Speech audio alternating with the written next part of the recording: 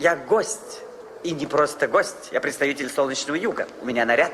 Хотя гостям в татарстанских семьях всегда рады, этот Новый год будет исключением. Если долгое время все-таки родственники не общались между собой, то лучше, конечно, не экспериментировать и не собираться. Лучше отметить праздник в узком семейном кругу, советуют в Роспотребнадзоре. Минимизировать контакты особенно стоит людям пожилого возраста. А чтобы риск заражения коронавирусом и вовсе свести к минимуму, лучше отметить праздник на открытом воздухе. Если вдруг будет какой-то выезд за город, в частный дом, на свежем воздухе, то тогда, конечно же, встреча Нового года на свежем воздухе, она более безопасна, нежели если это будет какое-то закрытое пространство, там, где будет большое количество людей. Снизить риск заболеть должна и вакцинация. До февраля в республику поступит 190 тысяч доз спутника ВИ. Сейчас в Татарстане работает 56 пунктов, где можно сделать прививку. Как отмечают медики, вакцинации подлежат и те, кто уже перенес коронавирус, например, полгода назад. По словам врачей, это связано с тем, что иммунитет к болезни постепенно ослабевает.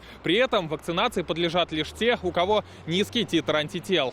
Чем раньше мы создадим иммунную прослойку путем вакцинации, тем раньше мы победим коронавирусную эпидемию. При этом в Татарстане завершилась вакцинация от гриппа. Привилось 60% населения республики. Это больше 2 миллионов человек. Продолжаются проверки в аэропортах, гостиницах и учебных заведениях. В последних с 1 сентября коронавирусом заболели 293 человека.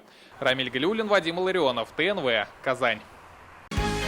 Закажи рекламу на ТНВ. Телефон в Казани 5 705 100.